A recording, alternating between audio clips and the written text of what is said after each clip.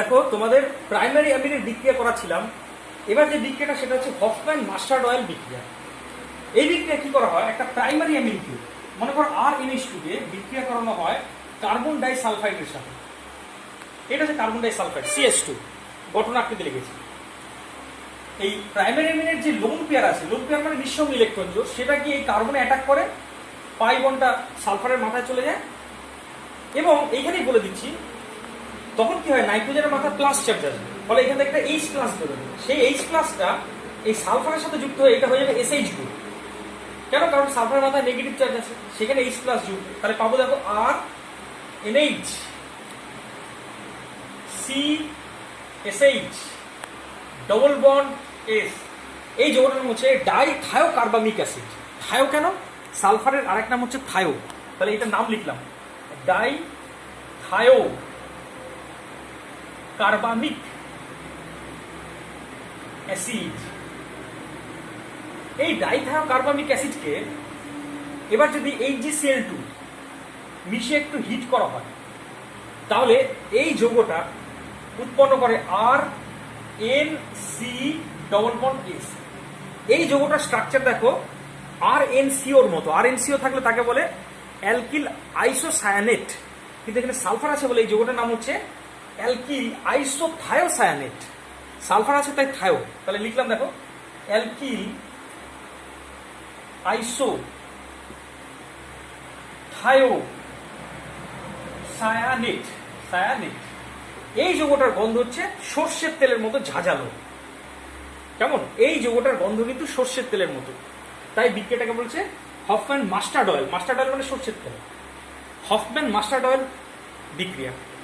এখানে একটা ইন্দ্রিয়গ্রাহ্য পরিবর্তন হলো, গন্ধের একটা পরিবর্তন আসলো। তাই এই বিক্রিয়ার মাধ্যমে প্রাইমারি অ্যামিনকে শনাক্ত করা যায়, অন্য কোনো অ্যামিন এই বিক্রিয়া সাড়া দেয় না। তাই এই বিক্রিয়ার সাহায্যে যে কোনো প্রাইমারি অ্যামিনকে শনাক্ত করা যায়। তো আমাদের হয়ে গেল হফম্যান মাস্টার্ড অয়েল বিক্রিয়া। এরপরে যে বিক্রিয়া আছে সেটা হচ্ছে কার্বাইল অ্যামিন বিক্রিয়া। তাহলে হেডিং করলাম কার্বাইল অ্যামিন বিক্রিয়া। দেখো কার্বাইল অ্যামিন বিক্রিয়াতেও কিন্তু কেবলমাত্র প্রাইমারি অ্যামিন সাড়া দেয়, সেকেন্ডারি বা টারশিয়ারি অ্যামিন সাড়া দেয় না। বিক্রিয়াটা কি নিশ্চয় মনে আছে, এটাকে পড়েছি। যে কোনো প্রাইমারি অ্যামিনকে ক্লোরোফর্ম এবং KOH মিশিয়ে উত্তপ্ত করলে, হিট করলে পরে অত্যন্ত বিষাক্ত এবং দুর্গন্ধযুক্ত, এটা ইকুয়াল লিখতে পারি কারণ ব্যালেন্স সিকোয়েন্সে দেখাচ্ছি, অত্যন্ত বিষাক্ত এবং দুর্গন্ধযুক্ত অ্যালকিল আইসোসায়ানেট উৎপন্ন হয়, RNC উৎপন্ন হয়। এটা বিষাক্ত এবং দুর্গন্ধযুক্ত এবং সাইড প্রোডাক্ট তৈরি হয় 3KCl প্লাস 3H2। এই যে আমি একটা ইন্দ্রিয়গ্রাহ্য পরিবর্তন পেলাম, সেটা হচ্ছে কি বিষাক্ত এবং দুর্গন্ধযুক্ত। তাই এই বিক্রিয়ার মাধ্যমে প্রাইমারি অ্যামিনকে শনাক্ত করা যায়। অ্যাজ ফর এক্সাম্পল মনে করো মিথাইল অ্যামিন, তাকে যদি ক্লোরোফর্ম এবং KOH মিশিয়ে উত্তপ্ত করি তাহলে পাবো মিথাইল আইসোসায়ানাইড। মিথাইল আইসোসায়ানাইড, আচ্ছা এই যৌগটা কিন্তু alkyl isocyanide plus 3KCl plus 3H2। ব্যাস, আমার কার্বাইল অ্যামিন বিক্রিয়া কমপ্লিট। এরপরে যেটা আছে সেটা হচ্ছে গ্রিগনার্ড বিকারকের সাথে বিক্রিয়া। হেডিং করলাম গ্রিগনার্ড বিকারক এর সাথে বিক্রিয়া। দেখো গ্রিগনার্ড বিকারকের সাথে কার্বাইল অ্যামিন বিক্রিয়া করবে, এই প্রাইমারি অ্যামিন বিক্রিয়া করবে। কেন? কারণ এখানে দুটো আম্লিক হাইড্রোজেন আছে। তোমরা জানো হাইড্রোজেন পরমাণু যদি খুব তড়িৎ ঋণাত্মক কোনো পরমাণুর সাথে যুক্ত থাকে, সেই হাইড্রোজেনগুলি H প্লাস রূপে বেরোতে পারে। তাই এই হাইড্রোজেনগুলি সক্রিয় হাইড্রোজেন বা আম্লিক হাইড্রোজেন। এর মধ্যে যদি তুমি গ্রিগনার্ড বিকারক দাও, মনে করো 3 অণু নয় 2 অণু, কেন? কারণ দুটো আম্লিক হাইড্রোজেন আছে। 2 অণু CH3 MgBr যদি দাও, তাহলে এখান থেকে দুটো হাইড্রোজেন, এই CH3 এটা যেন নেগেটিভ পার্ট, অ্যালকিল পার্টটা নেগেটিভ, এটা পজিটিভ পার্ট, অনেকবার বলেছি।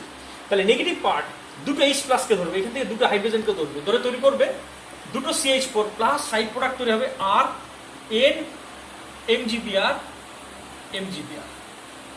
এইভাবে অ্যালকেন উৎপন্ন হয় গ্রিগনার্ড বিকারকের সাথে প্রাইমারি অ্যামিনের বিক্রিয়ায়। আর সবার শেষ বিক্রিয়া প্রাইমারি অ্যামিনের, সেটা হচ্ছে HNO2 এর সাথে কোনো একটি অ্যালিফ্যাটিক প্রাইমারি অ্যামিনের সাথে HNO2 মানে নাইট্রাস অ্যাসিডের বিক্রিয়ায় এই NH2 গ্রুপের জায়গায় OH চলে আসে, OH গ্রুপ চলে আসে। এটা এর আগেও বলেছি। কিন্তু যদি অ্যারোমেটিক প্রাইমারি অ্যামিন তার সাথে যদি HNO2 বিক্রিয়া করো, মনে করো HNO2 তৈরি করেছো NaNO2 প্লাস HCl দিয়ে, তবে বেনজিন ডায়াজোনিয়াম ক্লোরাইড তৈরি হবে, ডায়াজো লবণ উৎপন্ন হবে, N triple bond N plus বাইরে Cl মাইনাস। ঠিক আছে, এর আগেও বলেছি, আর এটা নিয়ে এক্সপ্লেন করবো না আর ডিটেলস। এবার চলে আসছি প্রাইমারি অ্যামিনের বিক্রিয়া শেষ, এবার যেটা শেষ সেটা হচ্ছে সেকেন্ডারি অ্যামিনের বিক্রিয়া, মানে 2 ডিগ্রি অ্যামিনের বিক্রিয়া। 2 ডিগ্রি অ্যামিনের বিক্রিয়া দেখো প্রাইমারি অ্যামিনের যে বিক্রিয়াগুলি ছিল একদম সেম, তাই এগুলো নিয়ে ডিটেলসে আর আলোচনার কোনো দরকার নেই। দেখো কয়েকটা এক্সাম্পল দিই তাহলে বুঝতে পারবে। মনে করো RNH এটা একটা 2 ডিগ্রি অ্যামিন, তাকে মনে করো HCl যদি দাও, দেখো এর মধ্যে লোন পেয়ার আছে, লোন পেয়ারটা NH প্লাসকে ধরবে এবং তৈরি করবে একটা লবণ RNH2 প্লাস RCl মাইনাস। মনে করে একে অ্যাসিটাইলেশন করবে, তাহলে কি দেবে CH3 COCl, তাহলে এই Cl এই HCl হিসেবে বেরিয়ে যাবে, পাবো কি RN R, তারপর বাদ বাকিটা মানে COCH3। দেখো সব বিক্রিয়াগুলি কিন্তু সেই প্রাইমারি অ্যামিনের মতো। আরেকটা এক্সাম্পল দিই, মনে করো তুমি এর মধ্যে কোনো একটা অ্যালকিল হ্যালাইড দেবে, তাহলে কি হবে এই H এবং I বেরিয়ে যাবে, তাহলে পাবো 3 degree amine RN R R। বিক্রিয়াটা এখানে থেমে থাকবে না, আর এখন RI বিক্রিয়া করবে, সে সব আগের মতো। দেখো তাহলে লোন পেয়ারটা এখানে অ্যাটাক করবে, পাইবন বেরিয়ে যাবে, আইটা বেরিয়ে যাবে, তাহলে পাবো দেখো RN R R R, এখানে প্লাস চার্জ বাইরে I মাইনাসটা ঘোরাঘুরি করছে, এটা হচ্ছে একটা কোয়াটারনারি অ্যামোনিয়াম লবণ। তো দেখতে পাচ্ছি যে 2 ডিগ্রি অ্যামিন ওই প্রাইমারি অ্যামিনের মতোই বিক্রিয়া সারা দিচ্ছে। স্পেশাল বিশেষ যে বিক্রিয়াগুলি সেইগুলি নিয়ে একটু মনোযোগ দেওয়া যায়। যেমন ধরো হফম্যান মাস্টার্ড অয়েল বিক্রিয়া, হফম্যান মাস্টার্ড অয়েল বিক্রিয়া, মাস্টার্ড অয়েল একটু আগে করালাম বিক্রিয়া। তো হফম্যান মাস্টার্ড অয়েল বিক্রিয়া কিন্তু প্রাইমারি অ্যামিন সাড়া দেয়, কিন্তু 2 ডিগ্রি অ্যামিন কোনো সাড়া দেবে না। তো এই বিক্রিয়ার মাধ্যমে প্রাইমারি অ্যামিন এবং সেকেন্ডারি অ্যামিনের মধ্যে পার্থক্য নির্ণয় করা যায়। যেহেতু বিক্রিয়া দিচ্ছে না, লেখানোর কোনো প্রশ্নই আসে না। আরেকবার রিপিট করছি, হফম্যান মাস্টার্ড অয়েল বিক্রিয়া, একটু আগে যে সর্ষের তেলের মতো ঝাঁঝালো গন্ধের বিক্রিয়াটা বললাম, সেই বিক্রিয়াটাতে কিন্তু 2 ডিগ্রি অ্যামিন কোনো সাড়া দেয় না। তাই এই বিক্রিয়ার মাধ্যমে প্রাইমারি অ্যামিন এবং সেকেন্ডারি অ্যামিনের মধ্যে পার্থক্য নির্ণয় করা যায়। তবে 2 ডিগ্রি অ্যামিনের একটা বিশেষ বিক্রিয়া আছে, সেটা হচ্ছে HNO2 এর সাথে, এটা খুব ইম্পর্টেন্ট বিক্রিয়া, HNO2 এর সাথে স্টার মারলাম বিক্রিয়াটা, এইটাই মেইনলি করতে হবে। সেটা হচ্ছে কোনো একটি 2 ডিগ্রি অ্যামিন মানে প্রাইমারি অ্যামিনের সাথে যদি HNO2 বিক্রিয়া করো, HNO2 মানে OHNO লেখা যায়, তাহলে এই H আর এই OH টা জল হিসেবে বেরিয়ে আসে এবং আমি পাবো, দেখো আচ্ছা 2 ডিগ্রি অ্যামিন তো এটা H নয়, এটা R, কিন্তু দেখো আমি 2 ডিগ্রি অ্যামিনকে লিখেছি RNHR, এটা একটা সেকেন্ডারি অ্যামিন বা 2 ডিগ্রি অ্যামিন, তার সাথে HNO2 বিক্রিয়া করছে, HNO2 কে সাজিয়ে লিখেছি OHNO, তাহলে সেকেন্ডারি অ্যামিনের H আর এই OH টা জল হিসেবে বেরিয়ে আসলো, তাহলে পাচ্ছি দেখো RNRNO। এই যৌগটাকে বলে N নাইট্রোসো যৌগ, এটা তৈলাক্ত হলুদ বর্ণের। হ্যাঁ, এটা লিখলাম N নাইট্রোসো যৌগ। কেন? কারণ N এর সাথে নাইট্রোসো গ্রুপ যুক্ত, তাই এটা বলে N নাইট্রোসো যৌগ। আচ্ছা, আর কিছু না, শুধু এই বিক্রিয়া করবো। অ্যাজ ফর এক্সাম্পল আর একটা উদাহরণ দিই, এই দিয়ে একটা উদাহরণ দেওয়া যাক।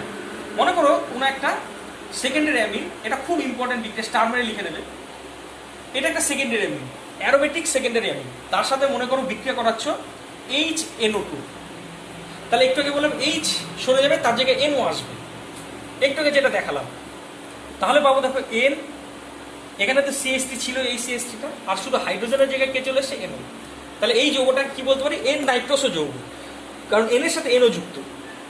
কেমন? খুব ইম্পর্টেন্ট এটা, VBI অ্যানিলি মানে N মিথাইল অ্যামিনের সাথে যদি HNO2 বিক্রিয়া করি, N মিথাইল অ্যানিলের সাথে HNO2 বিক্রিয়া এরকম N নাইট্রোসো যৌগ উৎপন্ন হয়, সেখানে দেখলাম হাইড্রোজেন সরে যায়, তার জায়গায় NO গ্রুপ চলে আসে।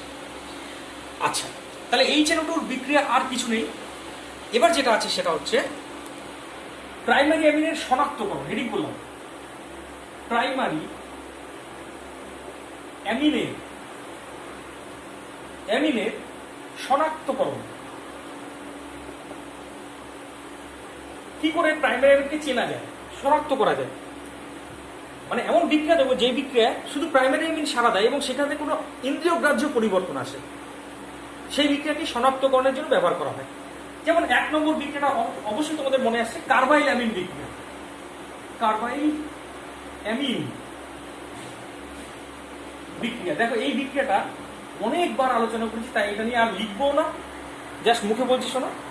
কোন একটি প্রাইমারি অ্যামিনকে KOH এর উপস্থিতিতে ক্লোরোফর্ম মিশে উত্তপ্ত করলে বিষাক্ত দুর্গন্ধযুক্ত অ্যালকিল আইসোসায়ানাইড উৎপন্ন হয়। RNH2 plus 3KOH plus CHCl3 equal to RNC plus 3KCl plus 3H2। এই বিক্রিয়ায় শুধুমাত্র প্রাইমারি অ্যামিন সাড়া দেয়, তাই এই বিক্রিয়ার মাধ্যমে প্রাইমারি অ্যামিনকে শনাক্ত করা যায়। দ্বিতীয় আরেকটা বিক্রিয়া আছে, একটু আগে বললাম হফম্যান মাস্টার্ড অয়েল বিক্রিয়া। এই বিক্রিয়ার সাহায্যেও কিন্তু তোমার প্রাইমারি অ্যামিনকে শনাক্ত করা যায়, কারণ এখানে একটা সর্ষের তেলের মতো ঝাঁঝালো গন্ধ পাবো। বিক্রিয়াটা জাস্ট মনে করাচ্ছি, RNH2 plus CS, একটু আগে বলেছি যদিও, তাহলে তৈরি হবে ডাইথায়োকার্বামিক অ্যাসিড, যার সংকেত কি পেয়েছিলাম RNH CSH double bond S। একে যদি HgCl2 দিয়ে হিট করি তাহলে RNCS তৈরি হয়। এর নাম হচ্ছে অ্যালকিল আইসোথায়োসায়ানেট। এর গন্ধই সর্ষের তেলের মতো ঝাঁঝালো গন্ধ। তাই এই বিক্রিয়ার সাহায্যেও কিন্তু প্রাইমারি অ্যামিনকে শনাক্ত করা যায়। এরপর আছে 2 ডিগ্রি অ্যামিনের শনাক্তকরণ বা সেকেন্ডারি অ্যামিনের শনাক্তকরণ। তা হেডিং করলাম 2 ডিগ্রি অ্যামিনের শনাক্তকরণ। 2 ডিগ্রি অ্যামিনকে কি করে চিনবো? ইম্পর্টেন্ট বিক্রিয়া। দেখো আমি মুখে বলছি, তোমরা লেখো। 2 ডিগ্রি অ্যামিন, তাকে তুমি যদি HNO2 দাও, তাহলে একটু আগে দেখছিলাম কি তৈরি হয়েছিল মনে আছে? N নাইট্রোসো যৌগ, N নাইট্রোসো যৌগ, যার বর্ণটা হচ্ছে তৈলাক্ত হলুদ বর্ণের, তৈলাক্ত হলুদ বর্ণ। কেমন? তাহলে কি বলো, 2 ডিগ্রি অ্যামিন বা সেকেন্ডারি অ্যামিনের সাথে HNO2 বিক্রিয়ায় তৈলাক্ত হলুদ বর্ণের N নাইট্রোসো যৌগ উৎপন্ন হয়। তাকে এই N নাইট্রোসো যৌগের মধ্যে, মানে তৈলাক্ত হলুদ বর্ণের যৌগের মধ্যে যদি একটু ফেনল এবং গাঢ় H2SO4 কয়েক ফোঁটা, গাঢ় H2SO4 যদি কয়েক ফোঁটা ফেলা যায়, তাহলে সবুজ বর্ণ ধারণ করে, দ্রবণটা সবুজ বর্ণ ধারণ করে। এই বিক্রিয়ার সাহায্যে 2 ডিগ্রি অ্যামিনকে শনাক্ত করা যায়, কারণ অন্য কোনো অ্যামিন এই বিক্রিয়া সাড়া দেয় না। তাহলে বিক্রিয়াগুলি যদি দেখি, মনে করো এটা হচ্ছে RNHR, এটা হচ্ছে তোমার 2 ডিগ্রি অ্যামিন, তাকে HNO2 দিয়েছো, তাহলে N নাইট্রোসো যৌগটা কি হবে? RNRNO। এরই বর্ণটা হচ্ছে তৈলাক্ত হলুদ বর্ণ, তাকে যদি তুমি ফেনল এবং গাঢ় H2SO4 দাও, তাহলে সবুজ বর্ণের যৌগ উৎপন্ন হবে। এই বিক্রিয়ার সাহায্যে কিন্তু তোমার 2 ডিগ্রি অ্যামিনকে শনাক্ত করা যায়। দেখো প্রাইমারি অ্যামিন, সেকেন্ডারি অ্যামিন এর বিক্রিয়া এবং শনাক্তকরণ পুরো কমপ্লিট। এবার চলে আসছি অ্যামিনের ভৌত ধর্ম। তাহলে হেডিং করলাম অ্যামিনের ভৌত ধর্ম। ভৌত ধর্ম মানে বুঝতেই পারছো, স্ফুটনাঙ্ক, দ্রাব্যতা ইত্যাদি। প্রথমে স্ফুটনাঙ্ক। দেখো স্ফুটনাঙ্কে বলি, যারা আন্তরাণবিক হাইড্রোজেন বন্ধন, মানে যাদের আন্তরাণবিক আকর্ষণ বল বেশি, তাদের স্ফুটনাঙ্ক বেশি। এর আগে বলেছি। দেখো অ্যামিনগুলি পরস্পর আন্তরাণবিক হাইড্রোজেন বন্ধন তৈরি করতে পারে। কেন আন্তরাণবিক হাইড্রোজেন বন্ধন তৈরি করতে পারে? কারণ এই NH গ্রুপ, এই সাথে যেহেতু খুব বেশি তড়িৎ এর সাথে যুক্ত, তাই এখানে কিন্তু হাইড্রোজেন বন্ধন সম্ভব। এটা হাইড্রোজেন বন্ধন দেখে দিচ্ছি, H হাইড্রোজেন বন্ধন। কেমন? তার মানে এইভাবে আন্তরাণবিক হাইড্রোজেন বন্ধন তৈরি করার কারণে অ্যামিনগুলির কিন্তু স্ফুটনাঙ্ক বেশি হয়। আবার খেয়াল করে দেখো, এটা প্রাইমারি অ্যামিন, সেখানে দুটো হাইড্রোজেন আছে হাইড্রোজেন বন্ধন তৈরি করার জন্য। আবার সেকেন্ডারি অ্যামিনে একটা হাইড্রোজেন আছে কিন্তু হাইড্রোজেন বন্ধন তৈরি করার জন্য। দেখো তো, যেহেতু এটা প্রাইমারি অ্যামিন, তাহলে এই দিক থেকেও আবার হাইড্রোজেন বন্ধন করতে হবে, এও এই দিক থেকে হাইড্রোজেন বন্ধন করতে হবে। তার মানে এর দুটো স্কোপ আছে, দুটো করে স্কোপ আছে হাইড্রোজেন বন্ধন তৈরি করার জন্য। তার মানে 1 ডিগ্রি অ্যামিনের হাইড্রোজেন বন্ধন তৈরি করার জন্য দুটো হাইড্রোজেন, 2 ডিগ্রি অ্যামিনের হাইড্রোজেন বন্ধন তৈরি করার জন্য একটি হাইড্রোজেন, 3 ডিগ্রি অ্যামিনের কোনো হাইড্রোজেন নেই হাইড্রোজেন বন্ধন তৈরি করার জন্য। তাই সবচেয়ে বেশি স্ফুটনাঙ্ক হবে 1 ডিগ্রি, তারপর 2 ডিগ্রি, তারপরে 3 ডিগ্রি। এখন আমি এদের তুলনা করব অন্যান্য যৌগের সাথে, স্ফুটনাঙ্কের তুলনা করব। যেমন ধরো, যদি আমি এখানে অ্যালকেন বা ইথার এর কথা বলি, তাহলে এদের স্ফুটনাঙ্ক কিন্তু এর থেকে কম হবে, কারণ এরা হাইড্রোজেন বন্ধন তৈরি করতে পারে না। কিন্তু যদি আমি অ্যালকোহল বা অ্যাসিডের কথা বলি, এদের কিন্তু স্ফুটনাঙ্ক আবার অ্যামিনের থেকে বেশি হবে, কারণ এদের হাইড্রোজেন বন্ধন আরো বেশি শক্তিশালী। মানে এদের হাইড্রোজেন বন্ধনগুলি কিন্তু যেহেতু অক্সিজেন বেশি তড়িৎ, এদের হাইড্রোজেন বন্ধনগুলি অ্যামিনের হাইড্রোজেন বন্ধনের থেকেও শক্তিশালী, তাই অ্যামিনগুলির থেকেও কিন্তু অ্যালকোহল বা অ্যাসিডের স্ফুটনাঙ্ক বেশি হবে। আচ্ছা, এটা মুছে দিলাম। এরপরে যে বিষয়টা আছে সেটা হচ্ছে অ্যামিনগুলির দ্রাব্যতা। দেখো, অ্যামিনগুলি জলে দ্রাব্য, এরা জলের সাথে হাইড্রোজেন বন্ধন তৈরি করে জলে দ্রবীভূত হয়। যেমন ধরো কোন একটা অ্যামিন RNH, এটা প্রাইমারি অ্যামিন মনে করো। জল, এটা হচ্ছে জল। দেখো এইভাবে জলের সাথে এইখানে এই হাইড্রোজেন এবং জলের ওয়ের সাথে হাইড্রোজেন বন্ধন সম্ভব। আবার এখানে এরপরে আছে আরেকটা অ্যামিন RNHH, দেখো এখানে আবার হাইড্রোজেন বন্ধন হবে। তার মানে দেখলাম আমি জলের সাথে এইভাবে আন্তরাণবিক হাইড্রোজেন বন্ধন তৈরি করে অ্যামিনগুলি জলে দ্রবীভূত হয়। তবে মনে রাখবে, অ্যামিনগুলির আণবিক গুরুত্ব যত বাড়ে তত এই আর গ্রুপের আকার বাড়ে, মানে অ্যালকিল গ্রুপের প্রাধান্য বাড়ে। আর এই অ্যালকিল গ্রুপগুলো কিন্তু অধ্রুবীয়, জল বিকর্ষণকারী। তাই দেখা গেছে খুব বেশি আণবিক গুরুত্বের অ্যামিনগুলি জলে অদ্রাব্য। দেখা গেছে 6টি কার্বনের বেশি কার্বনযুক্ত অ্যামিন, প্রাইমারি অ্যামিন, জলে অদ্রাব্য। তাহলে আমি জানলাম অ্যামিনগুলি জলে, কোন অ্যামিনগুলি জলে দ্রাব্য আর কোন অ্যামিনগুলি জলে দ্রাব্য নয় সেগুলো জানলাম। এরপর যেটা আছে সেটা হচ্ছে অ্যামিনের ক্ষারকত্ব। তাহলে এবার হেডিং করলাম অ্যামিনের ক্ষারকত্ব। কেমন? অ্যামিনের ক্ষারকত্বের মধ্যে বলি, অ্যামিনগুলি কেন ক্ষারকত্ব দেখায় সেটাকে দেখাবে। মনে করো প্রাইমারি অ্যামিন বা যে কোনো অ্যামিন, তাদের মাথায় এরকম লোন পেয়ার আছে। এই লোন পেয়ারটা অ্যামিনগুলি অন্য কোনো H+ আয়নকে দান করতে পারে, তাই অ্যামিনগুলি কিন্তু ক্ষারকত্ব ধর্ম দেখায়।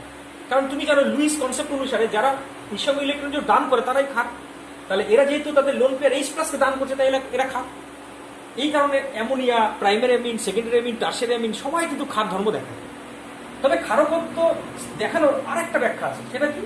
অ্যামিনগুলি জলের সাথে বিক্রিয়া করে জলের কাছে H+ নিতে পারে, নিয়ে তৈরি করে একটা ক্যাটায়ন এবং তৈরি করছে দেখো OH-। এই OH- তৈরি করার কারণে, মানে জলের সাথে অ্যামিনগুলি বিক্রিয়া করে OH- তৈরি করার কারণে অ্যামিনগুলি কিন্তু ক্ষারকত্ব ধর্ম দেখায়। এবং তুমি দেখতে পাচ্ছ এটা উভমুখী বিক্রিয়া, মানে বিক্রিয়াটি যেমন ডান দিকে হচ্ছে তেমনি বাঁদিকে ঘটানোর সম্ভাবনাও থাকে। ঠিক আছে? আর এই কনজুগেট, এটা বলে কনজুগেট অ্যাসিড। কনজুগেট অ্যাসিড যত শক্তিশালী হয় কোনো একটা অ্যামিনের, ক্ষারকত্ব ধর্ম তত বেশি হয়, এটা মনে রাখবে। দেখো, অ্যামিনের ক্ষারকত্বকে pKb দ্বারা প্রকাশ করা হয়।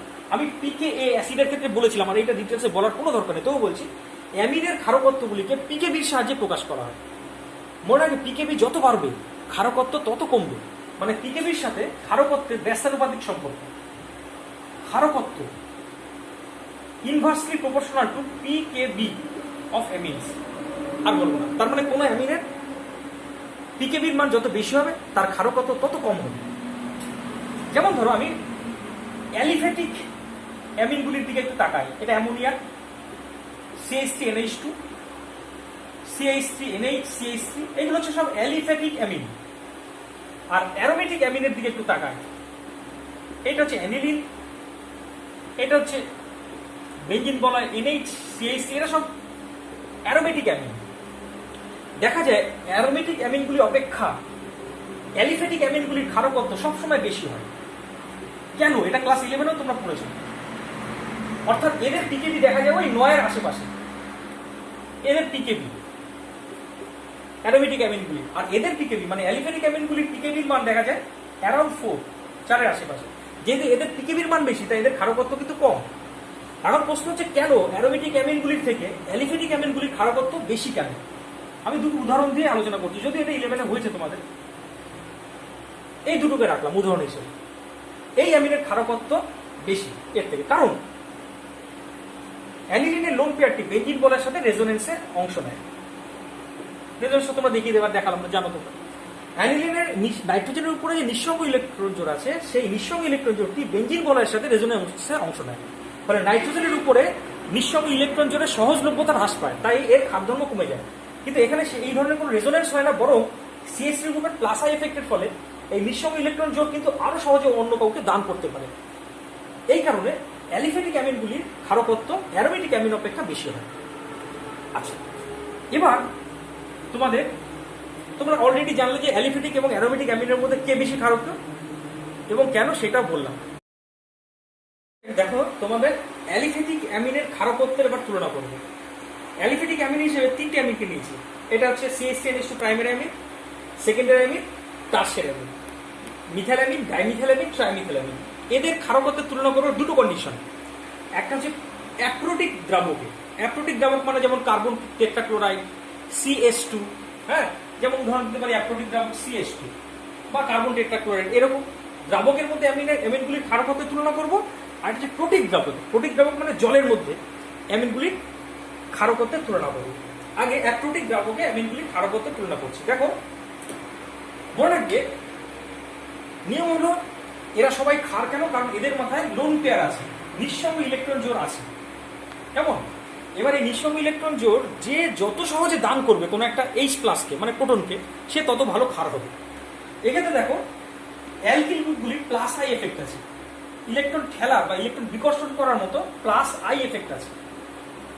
এই প্লাস আই এফেক্টের ফলে দেখবে নাইট্রোজেনের চারপাশে ইলেকট্রনের ঘনত্ব বাড়বে। দেখো, এই ক্ষেত্রে প্লাস আই এফেক্ট 3 দিক থেকে কার্যকর হচ্ছে, 3টে অ্যালকিল গ্রুপ থেকে। তাই এখানে ইলেকট্রনের ঘনত্ব অনেকটা বেড়ে যায়। ফলে এই 3D গ্রামিনটি সহজেই তার ইলেকট্রন জোড় কোনো একটা প্রোটনকে দান করতে পারবে। তাই 3D গ্রামিন সব থেকে বেশি ক্ষারকীয় হবে, তারপরে 2D গ্রামিন, তারপরে 1D গ্রামিন। কারণ এখানে একটা মাত্র অ্যালকিল গ্রুপ প্লাস আই এফেক্টের সাহায্যে নাইট্রোজেনের চারপাশে ইলেকট্রনের ঘনত্ব বাড়াচ্ছে। তো সেই হিসাবে এখানে ক্ষারকত্বের ক্রম হচ্ছে 1 ডিগ্রি অ্যামিন সব থেকে কম, তার থেকে একটু বেশি 2D গ্রামিন, সব থেকে বেশি 3D গ্রামিন। এটা হচ্ছে অ্যাপ্রোটিক দ্রাবকে অ্যামিনের ক্ষারকত্বের ক্রম। কিন্তু যখন আমি প্রোটিক দ্রাবকে আসবো তখন দুটো ফ্যাক্টর চলে আসবে। দুটো ফ্যাক্টর বলতে এইমাত্র যে ফ্যাক্টরটা বললাম, অর্থাৎ নাইট্রোজেনের মাথায় ইলেকট্রনের ঘনত্বের ব্যাপারটা, সেই বিষয়টা আসবে। এবং সেই অনুসারে ক্ষারকত্বের ক্রম এইটাই হওয়া উচিত। অর্থাৎ সব থেকে কম হওয়া উচিত 1 ডিগ্রি, তারপরে 2 ডিগ্রি, আর সবচেয়ে বেশি হওয়া উচিত 3 ডিগ্রি।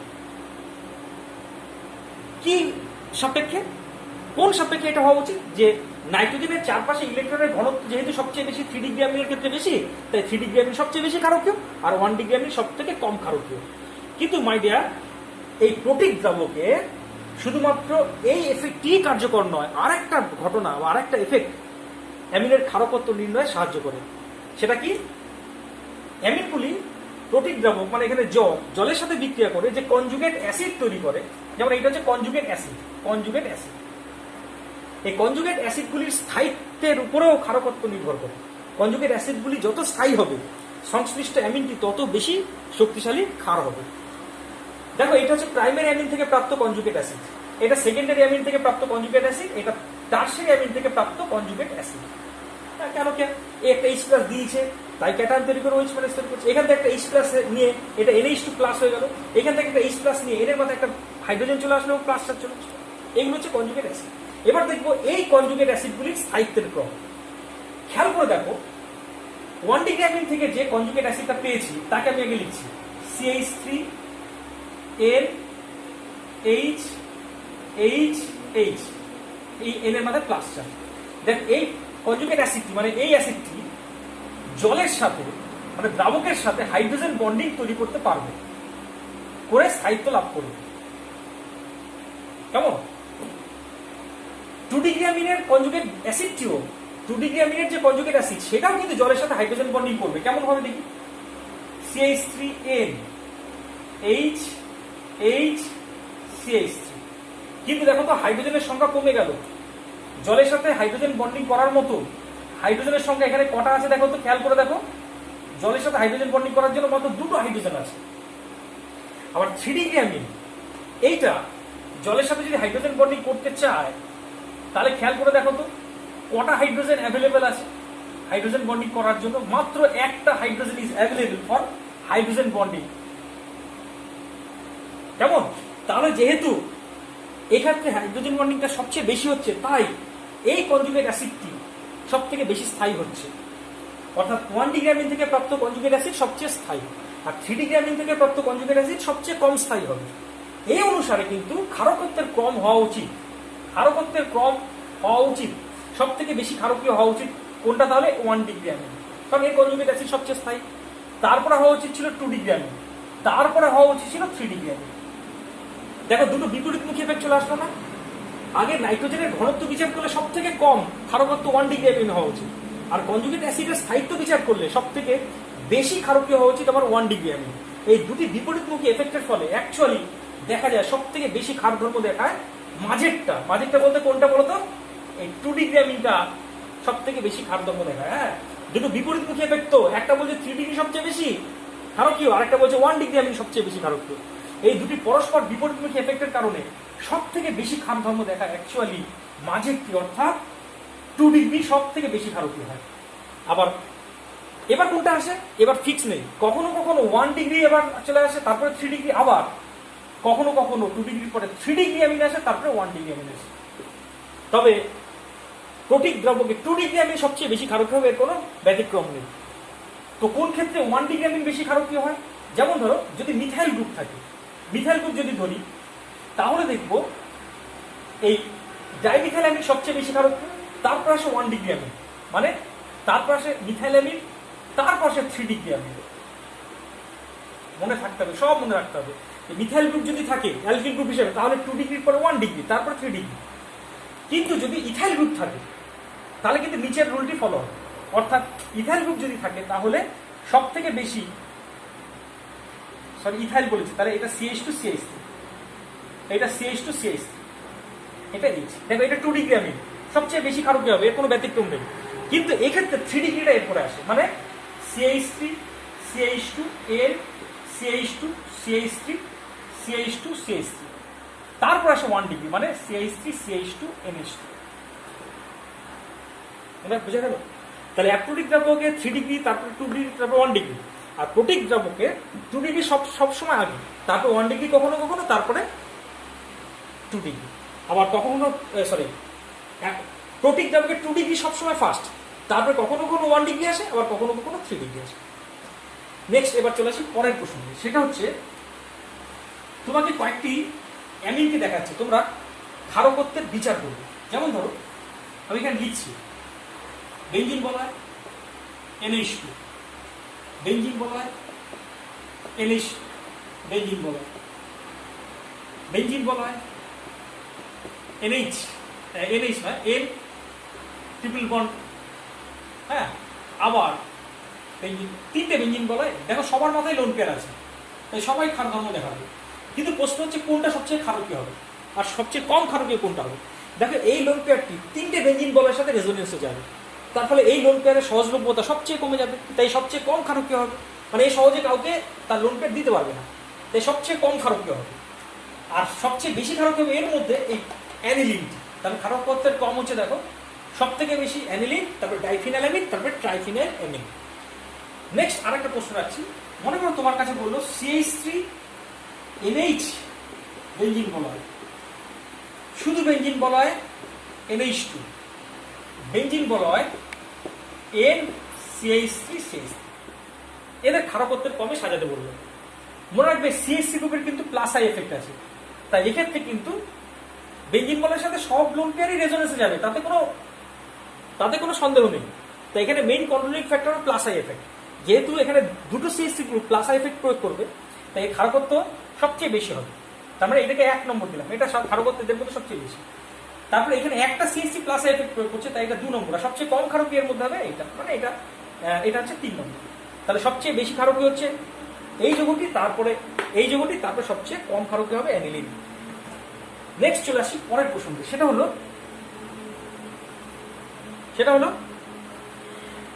প্রতিস্থাপিত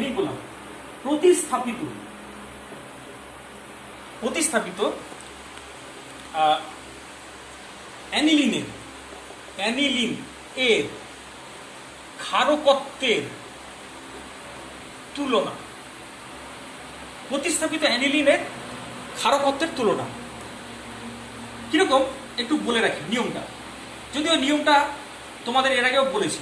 এটা অ্যানিলিন, এই বেঞ্জিন বলয়ের সাথে যদি কোনো ইলেকট্রন আকর্ষণকারী গ্রুপ থাকে, এটা দেখা যায় বিকর্ষণকারী, কোনো একটা ইলেকট্রন বিকর্ষণকারী গ্রুপ থাকে, মানে যে ইলেকট্রনকে দান করে, ইলেকট্রনের দান হতে পারে প্লাস আই এর মাধ্যমে অথবা প্লাস আর এর মাধ্যমে, তাহলে সে কিন্তু ক্ষারকত্ব বাড়াবে, বৃদ্ধি করবে। আর উল্টোটা যদি হয়, মানে যদি ইলেকট্রন আকর্ষণকারী কোনো গ্রুপ থাকে, সে ইলেকট্রন আকর্ষণটা মাইনাস আই এর মাধ্যমে হতে পারে মাইনাস আর এর মাধ্যমে, তাহলে কিন্তু সে ক্ষারকত্ব হ্রাস করবে, এটা নিয়ম। এখন তুমি মনে রাখবে মেটা অবস্থানে কিন্তু রেজোনেন্স এফেক্ট কার্যকর হয় না, এটাও মাথায় রাখতে হবে, কেমন? আচ্ছা, এবার আরেকটা ফ্যাক্টর বলে রাখি, তারপরে বিচারে যাবো, সেটা হচ্ছে অর্থ এফেক্ট। দেখো এগুলো আমার আগে হয়ে গেছে, অ্যাসিডিটি যখন ব্যাখ্যা করেছিলাম তখন এগুলো কদিন আগে কটা ভিডিওতেই ব্যাখ্যা করেছি, তাই এগুলো আর ডিটেলসে বলবো না, একই জিনিস বারবার তোমাদেরও ভালো লাগবে না শুনতে, আমারও বলতে ভালো লাগবে না, একই কথা। আচ্ছা, অর্থ এফেক্ট বলেছিলাম, সেখানে কি দেখিয়েছিলাম যে বেঞ্জিন বলয়ের, মনে করে দেখো, সিডব্লিউএইচ গ্রুপের অর্থ অবস্থানে যদি কোনো গ্রুপ থাকে, সে ইলেকট্রন আকর্ষণকারী হোক কি বিকর্ষণকারী, সে কি করে সবসময় আম্লিক ধর্ম বাড়িয়ে দেয় আম্লিক ধর্ম, সে ইলেকট্রন আকর্ষণকারী হোক কি বিকর্ষণকারী। কিন্তু এখানে অর্থ এফেক্টের ফলে, মানে অ্যানিলিনের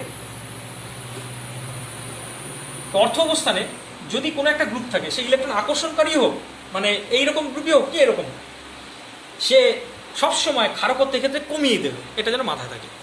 কারণটা আমি ওই ভিডিওতে বলেছি, আর ডিটেলসে বলবো না। দেখো অ্যানিলিনের সোজা কথায় অর্থ অবস্থানে যদি কোনো একটা গ্রুপ থাকে, সেই গ্রুপটি ইলেকট্রন আকর্ষণকারী হোক কি বিকর্ষণকারী, সবসময় অ্যানিলিনের ক্ষারধর্ম কমিয়ে দেবে, মানে অ্যানিলিনের ক্ষারধর্ম এর থেকে সবসময় বেশি হবে। এই কথাগুলি মাথায় রেখে আমি কতগুলি যৌগের ক্ষারকত্বের তুলনা করছি, তোমরা এবার দেখো। সবার ফার্স্ট যে যৌগটা নিচ্ছি সেটা হচ্ছে অ্যানিলিন। তার অর্থ পজিশনে একটা CH3 আছে। অ্যানিলিন তার মেটা পজিশনে একটা CH3 আছে। অ্যানিলিন তার প্যারা পজিশনে একটা CH3 আছে, এবং অ্যানিলিন নিজে। এবার তোমাকে বিচার করতে হবে এদের মধ্যে ক্ষারকত্বের কম কার বেশি কার কম। তুমি খেয়াল করো, এই যে অর্থ অবস্থানে যে গ্রুপই থাকুক না কেন, এর ক্ষারকত্ব সবসময় অ্যানিলিনের থেকেও কম হবে, এটা মাথায় রাখা যাবে। তাহলে এর মধ্যে সব থেকে কম ক্ষারক কি হবে? এই যৌগটি, কেমন? আর কারণ কি, এই CH3 গ্রুপ তো সবসময় ইলেকট্রনকে ঠেলে ক্ষারকত্ব বাড়িয়ে দেয়, কেমন? সে মেটা অবস্থানেই থাকুক কি প্যারাতে থাকুক, ক্ষারকত্ব বাড়াবে। কিন্তু অর্থতে থাকলে কিন্তু অর্থ এফেক্টের কারণে অ্যানিলিনের থেকেও ক্ষারকত্ব কমে যাবে, তাহলে এর ক্ষারকত্ব সবচেয়ে কম। তারপরে এটা 3 নম্বর রাখলাম। এবার দেখবো এই দুটোর মধ্যে কে বেশি ক্ষারকীয়। দেখো এখানেও প্লাস আই এফেক্ট আছে, কিন্তু এখানে প্লাস আই এফেক্টের সাথে একটা হাইপার কনজুগেটিভ এফেক্ট আছে, হাইপার কনজুগেশন। এই CH3 গ্রুপ হাইপার কনজুগেশনে যেতে পারে। হাইপার কনজুগেশন কেমন? হাইপার কনজুগেশন কি অনেকবার বলেছি, দেখো এই বন্ডটা এখানে আসে, তার মানে এই হাইপার কনজুগেশনের সাহায্যেও কিন্তু মানে ইলেকট্রনকে ঠেলে দিচ্ছে। তাই প্যারা পজিশনে যদি CH3 থাকে তাহলে ক্ষার ধর্ম সবসময় বৃদ্ধি পাবে। তাহলে প্লাস আই বা হাইপার কনজুগেশন এফেক্টের সাহায্যে ক্ষারকত্ব কিন্তু বৃদ্ধি পায়। তার মানে সব থেকে বেশি ক্ষারকীয় হবে তাহলে এই প্যারা পজিশনের CH3 গ্রুপটি, আর সব থেকে এরপরে 2 নম্বরে এটা। তাহলে কি দাঁড়ানো কমটা? প্যারামিথাইল অ্যানিলিন সবচেয়ে বেশি ক্ষারকীয়, তারপরে মেটা যৌগটি, তারপরে হচ্ছে তোমার শুধু অ্যানিলিন, আর সবচেয়ে কম ক্ষারকীয় হবে অর্থ যৌগটি, কেমন? তাহলে আমি ক্রমটা লিখতেই পারি, প্যারা, তারপরে মেটা, তারপরে অর্থ, তারপরে শুধু অ্যানিলিন, তারপরে হচ্ছে তোমার অর্থ যৌগটি। আর বললাম না। এরপরে চলে আসি পরের যৌগটি, সেই যৌগটি হচ্ছে নাইট্রো গ্রুপটি। হ্যাঁ, তাহলে আমাদের কমপ্লিট হবে। মনে করো এইখানে অ্যানিলিন, তার অর্থ পজিশনে NO2, অ্যানিলিন তার মেটা পজিশনে NO2, অ্যানিলিন তার প্যারা পজিশনে NO2, এবং শুধু অ্যানিলিন। এবার তোমাকে বিচার করতে হবে কার ক্ষার ধর্ম বেশি কার কম। দেখো NO2 কিন্তু সবসময় ইলেকট্রনকে টানার কারণে ক্ষারকত্ব হ্রাস পায়। তার মানে এই সমস্ত ক্ষেত্রে ক্ষারকত্ব কমে যাবে। আমি চোখ বুঝে বলতে পারি যে NO2 গ্রুপ যেহেতু ইলেকট্রনকে টানে, তাই এই 3 ক্ষেত্রে কিন্তু ক্ষারকত্ব সবসময় অ্যানিলিনের থেকে কম হবে। তাই অ্যানিলিনের ক্ষারকত্ব এর মধ্যে সবচেয়ে বেশি। এবার বিচার করব যে মেটা পজিশনে না অর্থ প্যারাতে। দেখো মেটা অবস্থানে যেখানে NO2 গ্রুপ আছে সেখানে কিন্তু রেজোনেন্স এফেক্ট, মানে মাইনাস আর এফেক্ট কার্যকর হবে না। তার মানে এখানে ইলেকট্রনকে টানবে শুধুমাত্র মাইনাস আই এর সাহায্যে। তাহলে লিখলাম এখানে মাইনাস আই এফেক্টের সাহায্যে টানবে। আর এখানে কিন্তু আছে মাইনাস আই এফেক্টও কার্যকর হবে, আবার মাইনাস আর এফেক্টও কার্যকর হবে। কেমন? আবার এখানে minus I effect, minus R effect এবং অর্থ এফেক্ট, তাই এখানে সব ক্ষারধর্ম সবচেয়ে কমে যাবে। সব থেকে কম ক্ষারকত্ব হবে অর্থ যৌগটি। আর এই অ্যানিলিনের পরে ক্ষারকত্ব 2 নম্বর হবে মেটানাইট্রো অ্যানিলিন, আর এইটার ক্ষারকত্ব হবে 3 নম্বরে। তাহলে দেখো তো ক্রমে সাজালে পরে সব থেকে বেশি ক্ষারকত্ব কে দাঁড়ালো? অ্যানিলিন নিজে, তারপরে দাঁড়ালো দেখো মেটানাইট্রো অ্যানিলিন, তারপরে দাঁড়ালো মেটা পজিশনে নাইট্রো গ্রুপ, তারপরে দাঁড়ালো দেখো প্যারানাইট্রো অ্যানিলিন। কেমন? আচ্ছা, তারপরে দাঁড়ালো দেখো অর্থোনাইট্রো অ্যানিলিন, অর্থোনাইট্রো অ্যানিলিন। এই হচ্ছে ক্ষারকত্বের ক্রমে সাজানো। ব্যাস, আজ এই পর্যন্তই। তোমাদের নেক্সট দিন অ্যানিলিন চ্যাপ্টারটা শুরু করবো, অ্যানিলিন। ঠিক আছে, ব্যাস।